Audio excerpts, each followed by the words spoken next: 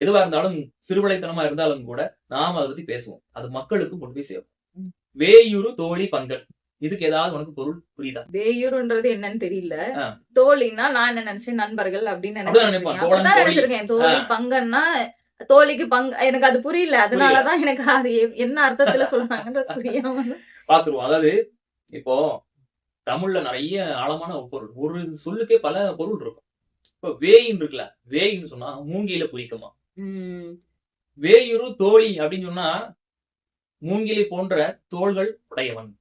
யார சொல்றாரு? தோழின்றது தோல். தோல் அடுத்தால ஏன் தோழின்னு சொன்னாங்கன்னு பாக்கணும்ல. அதாவது வேயுறு தோழி பங்கன் வார்த்தை வருது, அதனாலதான் இங்க தோழி அப்படின்னு போச்சு. அதாவது தோழினா தோல்ல கை போடுற அந்த தோல் அப்படின்னு தோழன் அப்படி வேற, அது அந்த லா வேற இந்த லா வேற. இங்க வேயுறு தோழி பங்குன்னு சொன்னா மூங்கில் போன்ற தோள்களை உடைய சிவபெருமான சொல்றாரு. அப்படிப்பட்ட ஒரு பகுதியை சிவன் யாரு கொடுத்துட்டாரு? பார்வதிக்கு. அவ பங்கு போட்டுக்கிட்டாருல உடம்புல. வேயுறு தோழி பங்கன் அப்படின்னு சொல்றதுனாலதான் இங்க வேயுறு தோழிங்கிற அந்த ஒரு லீ வந்து இருக்கு. புரியுதா? பங்கன்னா இடம் கொடுத்துட்டாரு. யாருக்கு? முதல்ல என்ன பண்ணாருன்னா திருஞான சம்பந்தர் இறைவனை தனித்து அங்க சொல்லல, இறைவியோடு சேர்த்து சொல்ற. புரியுது. வேயுறு தோழி பங்கன்னா மூங்கிலை போன்ற தோள்களை உடைய பார்வதி தேவி இடப்பக்கம் வைத்திருக்கின்ற விடமுண்ட கண்டன்.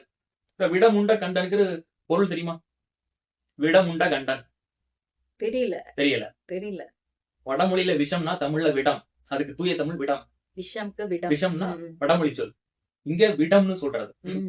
கண்டன்னு சொன்னா கழுத்துல விடம் உண்ட. படிக்கும்போது விடம் உண்டன் இருக்கும். ஆமா, விடமுண்டன். அத சேர்த்து படிச்சோம்னா உண்டன் வரும். விடமுண்ட கண்டன். அப்ப கழுத்துல சிவபெருமான் என்ன பண்ணாரு?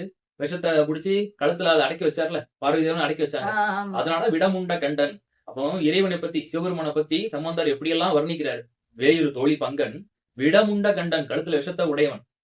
மிக நல்ல வீணை தடவின்னு வருதுல, உனக்கு ஏதாவது அர்த்தம் தெரியுதா? மிக நல்ல வீணை தடவி. சிவபெருமான் எதுக்கு வீணையை தடவணும்? தலைக்கு என்ன தேய்ச்சி பார்த்திருக்கோம், மேலுக்கு என்ன தடவுன்னு சொல்றாரு.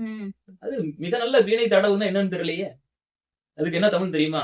பின்னாடி இருக்கிற விஷயத்த பார்க்கணும். நம்ம சிவபெருமான் எப்படி பார்த்திருக்கோம், அவர் கையில என்ன இருக்கும், சிவபெருமான் கையில என்ன இருக்கும். நீ பார்த்து சிவபெருமான் கையில என்ன இருந்துச்சு? சூலாயுதம். அதுதானே பார்த்திருக்கோம். அவர் கையில சூலாயுதம் இருக்கும். சரி, பெரும்பாலும் அப்படிதான் மக்கள் பார்த்திருக்கோம். இங்க மிக நல்ல வீணை தடவின்னு ஒரு தப்பு சிவபெருமான் கையில வீணை இருக்கிறதா சொல்றாங்க. சிவபெருமானுக்கு மிகப்பெரிய ஒரு பேர் இருக்கு, வீணாவதானி அப்படின்னு ஒரு பேர். வீணாவதான அப்படின்னு ஒரு அடையாளம் இருக்கு. வீணையை உடையவன் அர்த்தம். ஈசன் நல்லா நடனமாடுவாருன்னு பாத்திருக்கேன். ருத்ர தாண்டவன் பாத்திருக்கோம்ல, அதே ருத்ர வீணைன்னு ஒண்ணு இருக்கு. இறைவன் வந்து ஒரு ஆலமரத்துக்கடியிலேயோ அவர் இருக்கிறது வந்து ஒரு மரம் வச்சுக்குவோம், அந்த மரத்துக்கடியில உட்கார்ந்து வீணையை வந்து மீட்டு